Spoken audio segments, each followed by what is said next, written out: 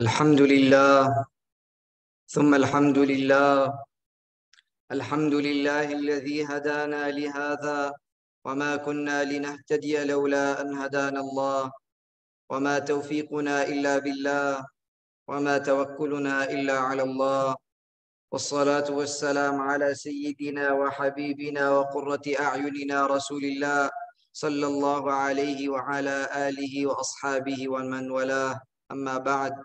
يقول الله تبارك وتعالى في كتابه: يا أيها الذين آمنوا اتقوا الله حق تقاته ولا تموتن إلا وأنتم مسلمون. My dear respected brothers, sisters, elders, and youngsters in Islam, over the last few weeks, we had a pause, a hiatus, or a gap in between our regular series in which we were discussing the causes that the Quran outlines in terms of anxiety, depression, gloom, doom, sadness, what have you, and the various terms. And we outlined first and foremost overthinking, and we gave the response in the comparison of Fir'aun and the mother of Musa alayhi salam, in which Allah subhanahu wa ta'ala told her, وَلَا تَخَافِي وَلَا تَحْزَنِي إِنَّ رَادُّوهُ إِلَيْكَ وَجَاعِلُوهُ مِنَ الْمُرْسَلِينَ. That Allah subhanahu wa ta'ala told the mother of Musa, don't be sad, don't be afraid, and we will return your son back to you and we will make him a prophet as long as you remain positive. And then we talked about the second cause, which is blaming others, falling back on our trauma, thinking about past aggressions that other people did to us.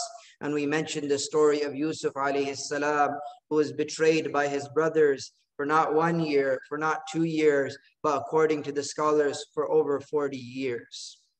And today we come to our final reason that the Quran outlines for us, and we discuss how the Quran deals with it. We live in a world in which people will inevitably be jealous of us. People will hate on us, and you will have haters. You will find that he's nasty, she's plotting, he wants to curtail my growth, she wants to stop me from being successful. We find people doing this, and we find people blaming other people for it as well. In Urdu, there's a saying, "Jab main chal nahi sakta tha, log mujhe girne nahi dete the. Jab se chalna seekha, kadam kadam pe girate hain." That when I was a child and I couldn't walk and I was taking my baby steps, people would say, "Save him, don't let him fall, watch the little one." And then when I grew up, now everyone wants to trip me and make me fall. Everyone wants to trip me and make me fall. Everyone wants me to be unsuccessful. But when I was little, they were all trying to save me. And so you realize that when you couldn't walk, everyone wanted to rescue you. But when you learn to walk, when you learn to advance, when you learn to run, when you learn to leap in front of everyone, they just wanted you to fall down. And this is the world that we live in. It's not an ideal place. So what does the Quran have to offer us to deal with those that have harbored jealousy towards us, hate towards us? How do we get rid of the feeling that, oh, all of my problems are because somebody else was hating on me, somebody else was jealous of me, and so on and so forth? And the answer is that the Quran does have something to offer us. And before I tell you what the Quran has to offer you, I want to tell you that something that scholars of self-help books, psychology, and so on and so forth was discovered in the Quran 1400 years before it was told to us today. In English, they say that if you cannot control what's happening, then challenge yourself to control with how you deal with what's happening. That's where the power lies. And this is the very same message that the Quran gave us so many centuries ago. Can you control the political climate? No. Can you control the emotionings and the bad things that happen to others? No. So what do? You challenge yourself to deal with what people are doing towards you. That's where the power lies. And that's the reality of this world. This world is filled with people that are jealous. It is filled with people that are haters. The Imam al-Ghazali rahimahullah, he said, "Al-mu'adhab la yurham ولا يزال في عذاب دائم لأن الدنيا لا تخلو قط عن خلق كثير من أقرانه ومعالمه ممن أنعم الله عليهم بعلم أو مال أو جاه. That the person that is afflicted, the person that is going through torment in this world is the one that is jealous. That this person neither receives the empathy nor the sympathy of people, and this person will remain in this world in punishment. Why? Because in this world, Allah will never free this world of peers, of colleagues, of friends, of strangers whom Allah subhanahu wa ta'ala has gifted and endowed more than He's gifted you. Somebody will always be smarter, stronger, faster, richer than us. And that's the reality. But if we fall into jealousy because of those things, we will be the one that's afflicted. We will be the one that's going through torment. We will be the one that's going through anxiety and depression and sadness and gloom. And this is what he's trying to say. So if you're grappling to deal with what Allah subhanahu wa ta'ala gives others, then you're going to be in perpetual misery forever. Ali radiallahu anhu, he said, إِذَا اجْتَمَعَ الْآفَاتُ فَالْبُخْلُ شَرُّهَا, that if all of the calamities of the world were to be gathered, miserliness, covetous, greed would be the worst of them all. وَشَرٌّ مِّنَ الْبُخْلِ الْمَوَاعِيدُ وَالْمَطْلُ, that worse than miserliness, greed, and covetous is promises that are made, and then the person, he trips on the way, that he drags his feet to fulfilling those promises. وَلَا خَيْرَ فِي وَعْدٍ إِذَا كَانَ كَاذِبًا, that there is no good in a promise if the person is a liar, if there is a lie. وَلَا خَيْرَ فِي قَوْلٍ إِذَا لَمْ يَكُنْ فِعْلُ, that there is no good in statements and words if there is no actions. إِذَا كُنْتَ ذَا عِلْمٍ وَلَمْ تَكُ عَاقِلًا, that if you are somebody that possesses knowledge, but you are not somebody that is intellectual, فَأَنْتَ كَذِي نَعْلٍ وَلَيْسَ لَهُ رِجْلُ, then you're like a shoe, but there's no foot inside of it. وَإِذَا كُنْتَ ذَا عَقْلٍ وَلَمْ يَتَّكُ عَالِمًا فَأَنْتَ كَذِي رِجْلٍ وَلَيْسَ لَهُ نَعْلُ, and if you're somebody that has an intellect, but you don't possess knowledge, then you're like the foot that has no shoe. أَلَا إِنَّمَا الْإِنسَانُ غِمْدٌ لِعَقْلِهِ, that isn't a human being just a cover for his intellect. That you and me, what are we? We are covers, our bodies are physical covers for what is in our mind and in our hearts. وَلَا خَيْرَ فِي غِمْدٍ إِذَا لَمْ يَكُنْ نَصْلُ, that there is no goodness in a sheath, that which covers a sword, if there is no actual sword inside of it. It's useless. And so for us as Muslims, you might wonder why I mentioned all of this poetry. Imam Ali, or Ali radiallahu anhu, he says that the worst thing is miserliness. But Imam Ghazali, he says that worse than miserliness is actually hasad. And the reason why hasad is even worse is because a miser is cheap with that which is within his own pockets. But a jealous person is almost a miser because he wants to be miserliness. He wants to have miserliness with the treasures of Allah subhanahu wa ta'ala. And he says that other people don't deserve them. He asks, why did someone get that? What did he do to deserve that? Why did Allah give it to him over me? This is what a person that's jealous does. In Urdu, they say, Aaj logo apne dukh se dukhi nahi hai, dusro ke sukh se dukhi hai. That today people are not depressed because of their own unfortunate lives, because of their own misery, because of their own hardships. They're depressed because other people are prosperous, because other people have the good life.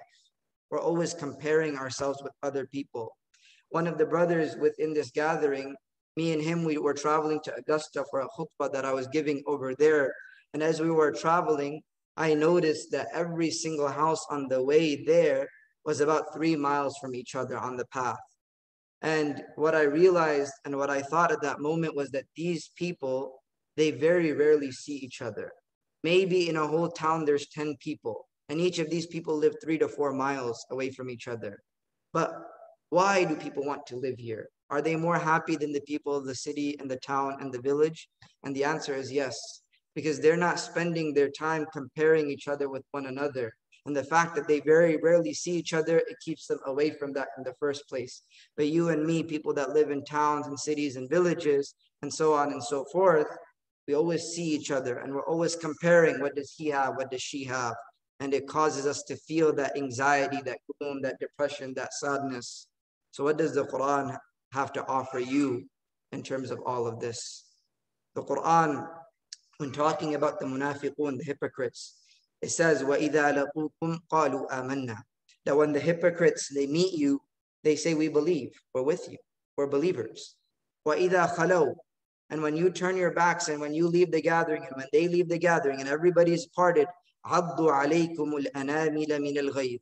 That they, metaphorically, they take their fingers and they bite their fingers out of rage. They bite their fingers out of rage. Why? Because they're jealous. وَذِي حَسَدٍ يَغْتَابُنِي حِينَ لَا يَرَى مَكَانَيْ وَيُثْنِي صَالِحًا حِينَ أَسْمَعُ. That the person that has jealousy within their body, this person will backbite me when they don't know my life. They don't know my condition. They don't know what I'm going through. وَيُثْنِي صَالِحًا حِينَ أَسْمَعُ. And they will praise me to my face when I'm able to hear them. Right? تَوَرَّعْتُ أَنْ أَغْتَابُهُ مِنْ وَرَائِهِ. That I fear Allah subhanahu wa ta'ala, that I have wara, and so I don't backbite them from behind their backs. وَمَا هُوَ أَنْ يَغْتَابُنِي مُتَوَرِّعُ. As for the one that backbites me, that person isn't somebody that fears Allah. And so, why? The hypocrites, they leave the side of the believers out of jealousy. They bite their fingers out of rage. Allama Nasafi, the great scholar of tafsir, he says in Madarik al-Tanzil, in his book, he says that this meaning of biting the nails, هذه كناية عن شدة الغضب وإن لم يكن ثم عد. That this is a metaphorical expiration of intense rage that is a result of jealousy, and it doesn't literally mean biting the nails. But in this world, you can't control what happens, but you can challenge yourself to control how you respond to it. And now we finally get to the meat of the matter. How does the Quran actually deal with all of this? Allah subhanahu wa ta'ala, He says, إِن تَمْسَسْكُمْ حَسَنَةٌ تَسُؤْهُمْ وَإِن تُصِبْكُمْ سَيِّئَةٌ يَفْرَحُوا بِهَا. That if you are grappled and you are given good, then people, they would feel bad. They would be jealous. They would become depressed. When good happens in your life, people feel bad. But when bad happens in your life, they become happy. The Arab poet, he says, وَإِنْ رَأَوْنِي بِخَيْرٍ سَاءَهُمْ فَرَحِي وَإِنْ رَأَوْنِي بِشَرٍ سَرَّهُمْ نَكَدِي. That if they see me with goodness, سَاءَهُمْ فَرَحِي, that my happiness makes them miserable. And when they see me in a hard time and in difficulty, my misery makes them happy. And this is the exact same message of the Quran, that when people see you going through good, they want bad for you. And when they see you going through bad, they become happy by it. So what is the result? What is the psychology of the Quran to get past jealous people and haters? Allah subhanahu wa ta'ala, He says, وَإِن تَصْبِرُوا وَتَتَّقُوا لَا يَضُرُّكُمْ كَيْدُهُمْ شَيْئًا. The number one, if you are patient, ala adawatihim, that if you are patient upon the animosity, upon the hate of other people, this is the first key, patience, perseverance. وَتَتَّقُوا, and that you have the fear of Allah. Fear of Allah for what? وَتَتَّقُوا اللَّهَ فِي اجْتِنَابِ الْمَحَارِمِ, that you fear Allah subhanahu wa ta'ala in going past the boundaries of Allah. What are the boundaries of Allah subhanahu wa ta'ala? They are that you don't reciprocate and you don't act the same exact way as the haters do towards you. That you stand on a higher platform, that you act better, and you don't act like those people that are lowly. وَإِن تَصْبِرُوا وَتَتَّقُوا لَا يَضُرُّكُمْ كَيْدُهُمْ شَيْئًا. The way forward to undo the depression and anxiety you feel related to the jealousy of others is to fear Allah and not to stoop down to their level by reciprocating their same behavior. By you persevering, by you being patient, and by fearing Allah, what happens? You are transferred into the divine protection of Allah. لا يضركم كيدهم شيئا إن الله بما يعملون محيط. Indeed, Allah subhanahu wa ta'ala knows what's happening. He's encompassing of what they're doing towards you. Right? And so patience and perseverance, and last but not least, fearing Allah. Be better than them. The chapter is closed. This is how you deal with these types of people, that you live a better life. Right? The hukama, the scholars of wisdom, they say, إِذَا أَرَدْتَ أَن تَكْبُتَ مَنْ يَحْسُدُكَ فَازْدَدْ فِي نَفْسِكَ فَضْلًا. That if you want to defeat and destroy your foe, your opponent, your enemy, what have you, the person that is jealous of you, the person that is hating on you. What should you do? You should increase in good. فَازْدُدْ فِي نَفْسِكَ فَضْلًا. That be a better version of yourself. Continue performing, continue excelling. Don't let the haters get you down. Don't let them put you down. This is the response of the Quran. This is the response that Allah subhanahu wa ta'ala teaches us. That when you actually apply this, then Allah subhanahu wa ta'ala will intervene on your behalf and take care of the jealous people amongst you. Raise high, live tall. This is the message of the Quran.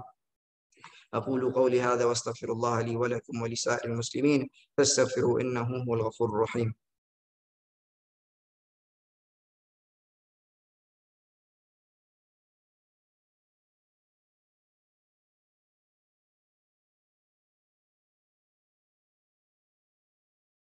الحمد لله على إحسانه والشكر له على توفيقه وامتنانه.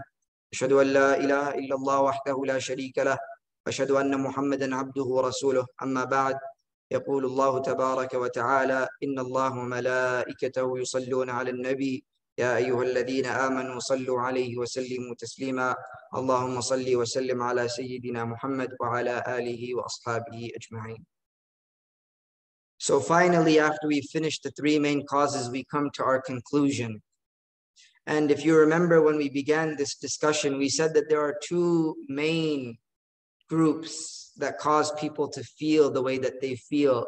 Number one is khiyalat or khayalat, is their imagination, their thoughts, what is going on in here. And the second thing is their halat, their conditions, the happenings of their lives, what is going on. These two things, they affect the psyche of a human being. But there's a way that he sallallahu alayhi wasallam, and there's a lesson that the Quran both teach us. Many of you, you know about the campaign of Uhud, the battle of Uhud. What was the result of the battle of Uhud? That the Muslims, they lost to the kuffar at the time. They lost to the Quraysh at the time in the battle of Uhud. How did they lose? They lost because of a misunderstanding. They lost because those archers that were told to not leave their position left their position on Jabal al-Ruma, on the Mount of Archers. And a victory that was apparent and clear soon turned into a defeat. But Allah subhanahu wa ta'ala comments on this battle and he says, أَوَلَمَّا أَصَابَتْكُمْ مُصِيبَةٌ قَدْ أَصَبْتُمْ مِثْلَيْهَا قُلْتُمْ أَنَّ هَذَا. That when a calamity hit you, when something difficult hit you, when a hard time hit you, you lost the battle of Uhud. قَدْ أَصَبْتُمْ مِثْلَيْهَا. That wasn't there a time in which the battle of Badr, the battle before this, that you won? And in fact, you afflicted twice what the enemy afflicted on you in the battle of Uhud, that you were victorious in Badr and that you were stronger in Badr. Wasn't there a time, قُلْتُمْ أَنَّ هَذَا, and now you're saying, where did all of this come from? How did we lose? How did this happen? قُلْ هُوَ مِنْ عِنْدِ أَنفُسِكُمْ, that all of this is from yourselves. إِنَّ اللَّهَ عَلَى كُلِّ شَيْءٍ قَدِيرٌ. Indeed, Allah subhanahu wa ta'ala for all things is capable, right? Powerful over all things. In the battle of Uhud, they lost about 70 men. In the battle of Badr, they had afflicted twice the damage on the disbelievers, right? And this ayah, if you really look at it, there's a very deep psychology. Many people, they look at it on the transparent understanding, but there's a very deep understanding in this ayah. Allah subhanahu wa ta'ala is trying to tell the believers that don't view your trial, don't view your loss in isolation. Don't view it as a one-time event. Because if you look at that loss as a one-time event, you'll become despondent. You'll become sad that you lost. But view your trial in the greater scheme of things, in the greater happening of things. Was there not a victory before this? Will there not be a victory after this? That today is a loss, but tomorrow is a victory. Yesterday was a victory. That look at things in terms of the larger scheme of things. That prosperity preceded it. So realize that your current event, your current difficulty is insignificant in relation to the favors that you enjoyed before from Allah subhanahu wa ta'ala, and that you will enjoy after your trial. And there's also a reverse understanding to all of this as well. that when good times come and blessings come and trials are over, focus on the good times and forget about the past. I'll give you an example. Sometimes the scholar, he might see a mother who has righteous children. The sheikh might see a mom who's raising great kids. And he may say to her that, mashallah, Allah has blessed you with such righteous children that you're so fortunate. That he may say to a father that. And the father may respond and the mother may respond that, but you don't know what it took to get here. You don't know how difficult my kids were or how hard my kids were. This is negativity. Stop looking at what was hard before. Stop looking at your trials. Start looking at the good times, the results, the blessings that Allah subhanahu wa ta'ala has blessed you with. This will change that feeling of sadness, depression, anxiety, gloom, doom, sadness, what have you. This is the way of the Quran. That when Yusuf alayhi salam, his brother said, Tallahi laqad atharaka Allahu alayna wa in kunna la khati'in. That Allah subhanahu wa ta'ala has favored you, preferred you over us, O Yusuf. And we certainly were sinners, his brothers say. Did Yusuf alayhi salam remind them, well, you guys left me in the well for that long and then for 40 years I was lost? No, he says, he reminds them about the blessing of Allah subhanahu wa ta'ala. He says that Allah subhanahu wa ta'ala, لَقَدْ مَنَّ اللَّهُ عَلَيْنَا, that Allah has blessed me with a lot of favors. He doesn't go back to the past. He moves towards the future. And in the same exact way, مَا أَصَابَ مِن مُصِيبَةٍ فِي الْأَرْضِ وَلَا فِي أَنفُسِكُمْ إِلَّا فِي كِتَابٍ مِّن قَبْلِ أَن نَّبْرَأَهَا إِنَّ ذَلِكَ عَلَى اللَّهِ يَسِيرٌ. That no calamity, no trial befalls on the earth or within yourselves or in your lives, except that it is inscribed by Allah subhanahu wa ta'ala in the book of decrees. It's from the qadr of Allah. It's from Allah.